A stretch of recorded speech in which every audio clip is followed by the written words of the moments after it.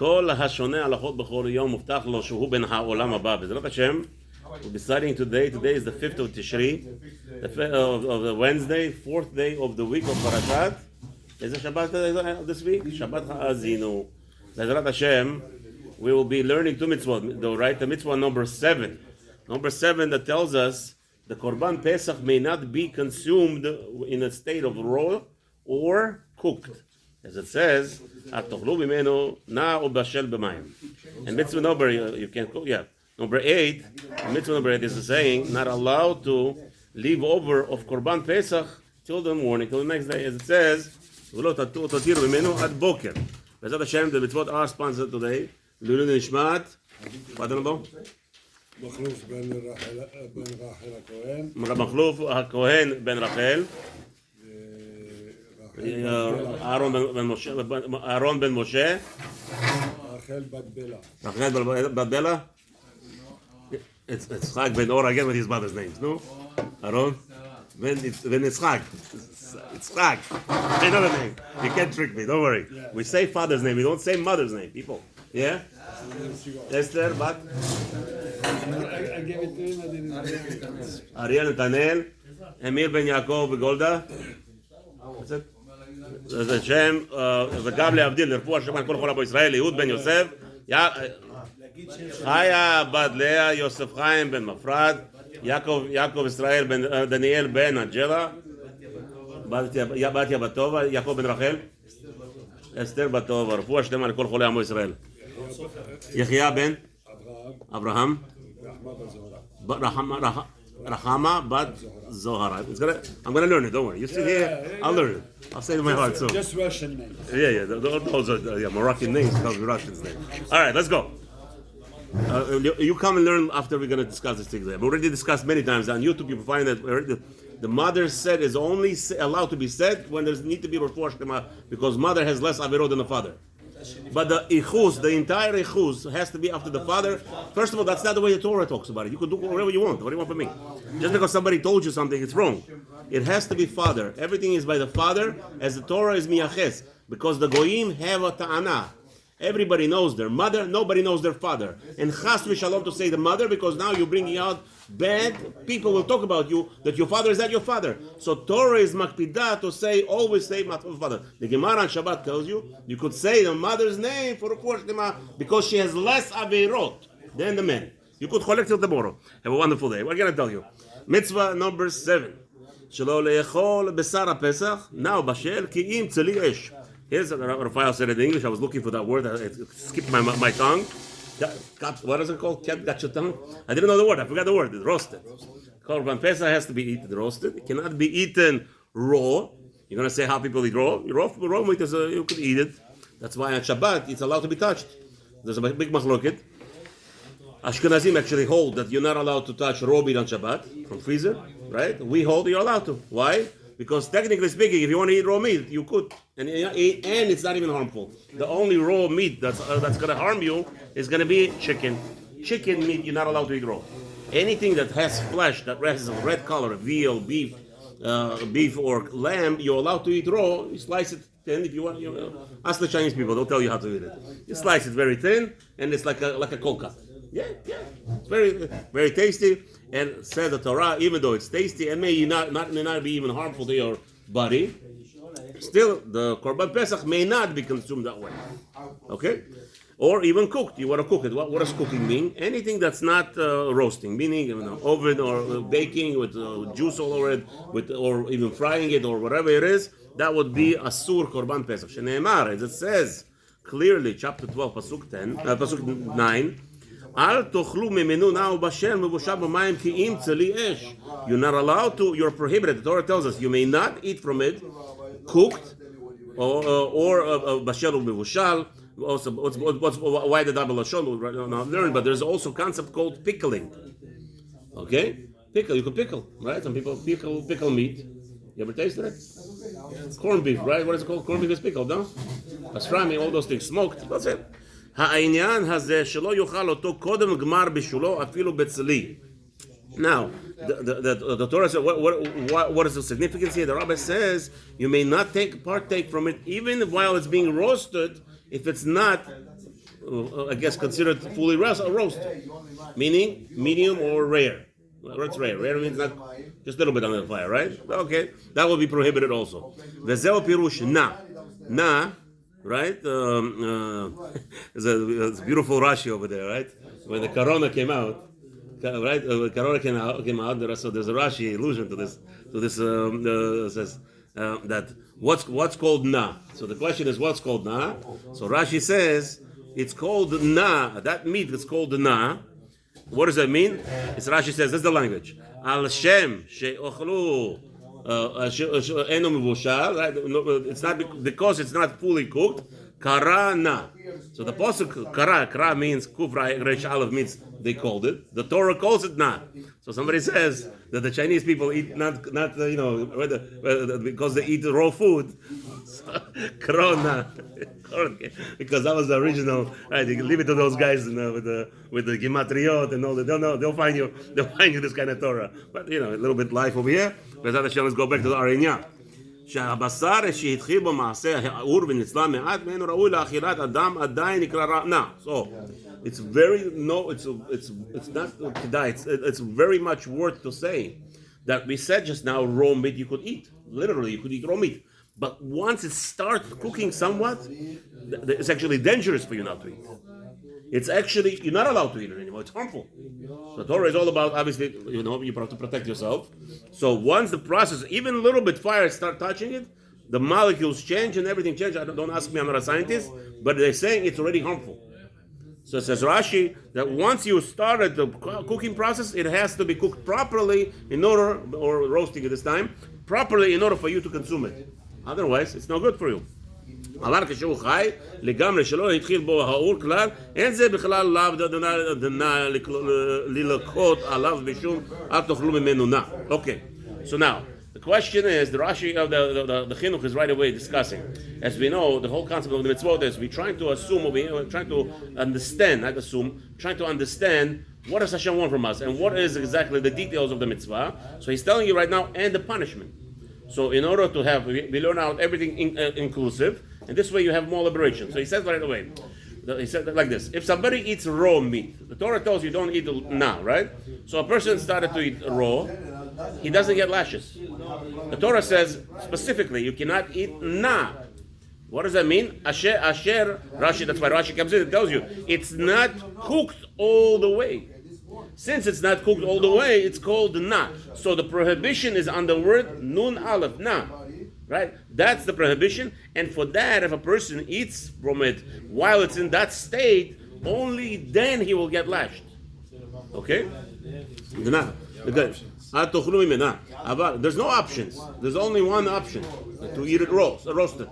There's only one option. There's no options. In this case, we're talking. No, this case is to get lashed, to get the punishment out of it, because again, we're talking about two Jews coming and warning up this person, right? Warning him about the transgression that he's about to make. So the question is, in details, now in the court of law, what are we discussing the details? Well, the details are, if he ate it raw, he will not get lashed. If he ate it he will get lashed. More than that, what if he ate it cooked? But that is for the Korban Pesach. Korban Pesach, right? What happens if he eats it cooked? You get lashes because you're Why? You just said you're not Whoa. allowed. It's a difference between cooked and roasted. No. The Torah says what? אל תאכלו ממנו נע ובשל מבושל במים כי אם צלי אש. Right? The Torah tells you it has to be roasted. So if you ate it not roasted, you guys want to tell me that you came up with an idea that he has to get lashed? Or what? Think about it. What? He boiled it. Let's say. Let's say you take a chicken. It's not Eliash. You're not putting it on the barbecue. So roasting is on a barbecue. If you cook it in the pot, that's cooking. Conventional cooking. Okay. So you're not allowed to eat it. Let's see if you're correct. 1 second. Let's see. So he says like this. אבל אסור מדאורייתא, right? אל תאכלו ממנו נע. אבל אסור מדאורייתא שכל שאינו צלי אש. So the Torah is telling you it's prohibited unless it's roasted by fire. אסרה התורה דרך כלל. The Torah isn't generalized it of all the prohibitions. Perush bashel. So now, what is Perush bashel? Shebishlo b'mayim or b'chol mashke or b'mei pirot. Now, let's say our question, he cooked it in water or boiled it or even in sauce. He made it in apple juice. He cooked it in apple juice, whatever. Shenem or in wine. People will do that. Today, Baruch Hashem, it's a very famous thing. Everybody could start cooking with wine. When I was growing up, I never heard in my life somebody cooking wine. Somehow, it's like a normal thing. My wife, almost every Shabbat, always there's wine cooking. I ask, where's my wife at Kiddush? It's in your chicken. It's in your chicken. I'm like, what? Come on. No, sometimes you get wine bottles. It's the same brand. I like to, keep it the same because I'm a very simple person. Like everything the same. I'm not saying that I drink cheap wine. That I don't. So I'm used to some wine. And all of a sudden, I see the next day, my wife's giving out a different bottle. Where's the wine? She said, you like that wine so much, I put it in your food. Mishoshem mitzvah. What is the roots of this mitzvah? What's the purpose of this mitzvah? So as we said, we're going to be learning and we're going to be mentioning constantly because our minds are constantly forgetful. We always forget and we always have to be reminded about the same thing. As you see the whole world, even the scientists will tell you that's why all the commercials, all those non-stop commercials, non-stop. Why? Because people forget. Okay, so we are constantly reminded of Yetziat Mitzrayim coming out of Egypt. So the rabbi says, so why are we commanded to eat from it roasted? What's the purpose of it roasted? Who cares? Roasted, cooked, it's cooked, right? It's healthy for me to eat it like this. Let me eat it. I'm reminding myself, why do I care? You know why? Because Pesach is what? Chirut. You're going out from slavehood and now you are becoming a king. So it's a totally opposite end. You grow up over here. A person, imagine yourself, he's downtrodden and he's mamash, and now he is skyrocketed. He's skyrocketed to freedom to be a king of the world. He is now a son of a king is a king. So now we're telling him, you must behave yourself like a king. On this night, you must behave yourself like a king and you're going to eat roasted. Why? Because that's how kings do. With all the respect to the cooking and baking of women know how to make it very delicious, right? Still, roasting you can't beat. The man's roasting, he puts it on the edge. This you can't beat, right? If you want to draw a crowd, you start advertising baked steaks. Yeah, I want to see how much people are coming. You know what? Rafael is coming with mangal. He's making a steak. Ooh, steak. Nobody's running away in the middle of the. We made a party. I made a mistake. I told them, plov is coming. Plov is cooked, even though it's delicious. Had there been steaks outside, right? The steak could smell. All those who smelled it stayed. Nobody left. Those who didn't smell it, kadima, they went away. That's what it is. Okay? It's delicious and it's good. אבל שאר העם אינם יכולים לאכול מעט בשר שתשיג ידם כי אם מבושל. So the commoners, they eat cooked, they eat baked, whatever it is. They don't have this level of roastness. Obviously, the whole purpose of eating korban pesach because we came out of the freedom. Therefore, we are just like kings, and we are supposed to behave like that. And you're supposed to do it in the concept of kingdom and freedom.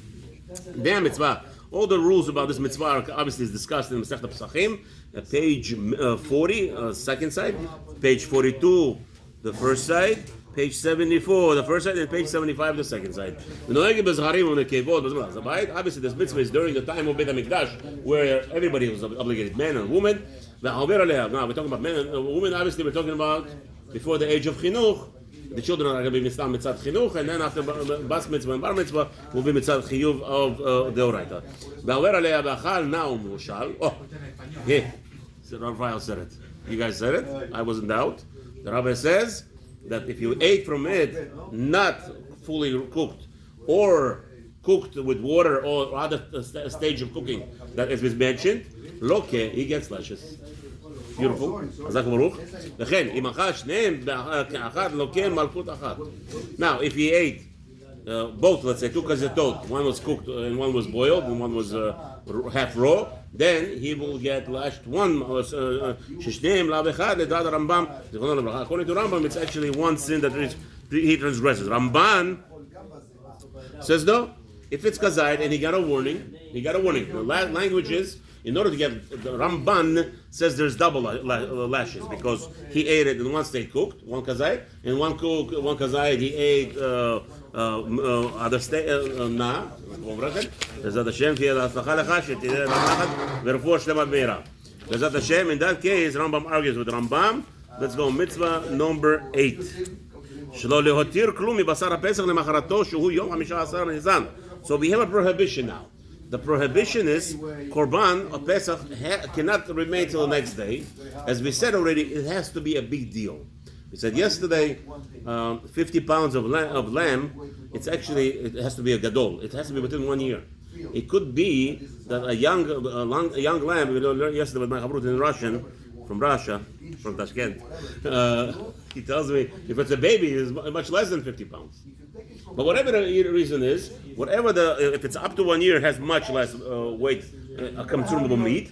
So it has to be a big deal. And obviously, of course, we wanted to make a big deal because that's how it makes roshim in our heads. That's how it has influence in our heads, is to make a big deal out. So a lot of people have to come and cultivate. We have to be together and all gathered. So he says like this, that it has to be measured properly, accordingly, and not to have left over any meat from it. Okay? So the rabbi says, B'Shosha mitzvah, what's the purpose? Oh, sorry. So it says in the Torah, Pasuk Shmot, Sefer Shmot, chapter 12, Pasuk Yud, Pasuk 10, V'lo totiru mimenu ad boker. We are prohibited to leave over from it till the morning. B'Shosha mitzvah, what's the purpose of this mitzvah? Zo ma shekatov v'shechitato. As we already mentioned in regards to strengthening it, the score in the same Mitzrayim is again the concept is to be constantly we have to be involved in this concept of Yetziat Mitzrayim. And the purpose why we are prohibited to leave over anything. Again,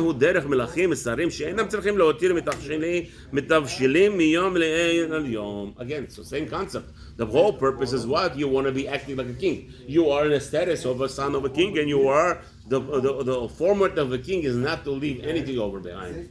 Yeah, Baruch Hashem, I don't know what kind of king I am, even though I try to pretend that I'm a king. In my house, Baruch Hashem, I'm not complaining. I love it. I love the food from Shabbat. It still has the shefa. I eat it sometimes on Wednesday, sometimes even on Thursday. And Baruch Hashem, no problem. Well, the rabbi says over here, kings don't leave nothing over. Nothing stays over. They're all consumed and challah. So therefore, it's the same concept. Korban Pesach, nothing is left over. Okay?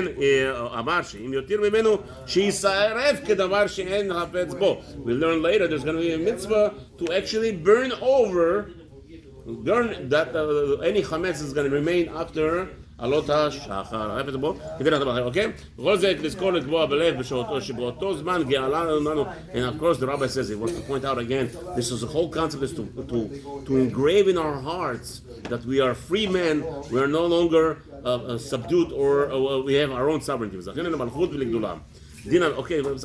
we have the rules are in page 84 in Pesachim. Again, the concept is who people don't understand who does sins. How do people commit sins in this world? The main perpetration of sinning is doubting your self-importance. The self-importance is doubted, the person will sin.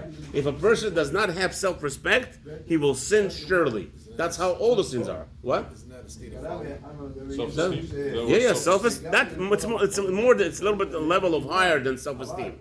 Self-esteem is very nice, but we're talking about him acknowledging who you are. Who are you? You know who you are? The world depends on you. This world would not exist without you. That's it. If a person if I do this, I'm talking to myself. If I constantly understand that I'm right now about to do Avirah, or I'm about to do something stupid, something that HaKadosh Baruch Hu is not going to approve of, I'm actually dragging the world down to the guts with me. But the fact that the world is existent, you know why do they sound aroused, and you know why do they the world is running in the running state because of you. If you know that, that's more than self-confidence. This is you are the essence, the reason why the world runs. If you weren't here, the world wouldn't run. You have to understand that. You have to know that. Well, it's too much self-confidence. No, that's the truth. That's the truth. You became a partner with God.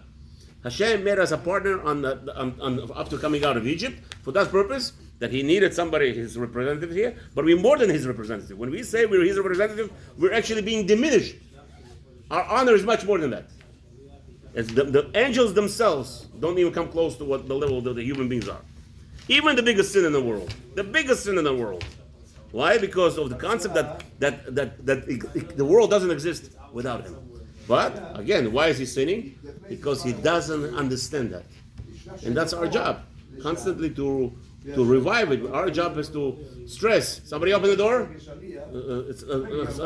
It's our job to stress this part, and that's why the rabbi is going to say we're going to be constantly reminding you of this concept. We came out of Egypt, we came out of freedom, we became into this what's his name? Into the beings of sons of God, and stay in that mind and stay away from sin. This mitzvah is obviously in the time of the Mikdash. For everybody, man and woman, everybody is what's his name? Is prohibited from leaving over the meat. And somebody chas v'shalom left over any meat. What do we do with him? No punishment. Why is there no punishment, Rafael? Why there's no punishment? Because the Torah will tell us there's an obligation to burn it. So anything that's left over, you burn it. So any avirah in the Torah that you prohibit, and then the Torah gives you a fixer-upper. Once you do the fixer-upper, there is no lashes. Anyone who has to go to work, have a wonderful day, make a lot of money without any headaches. Thank you.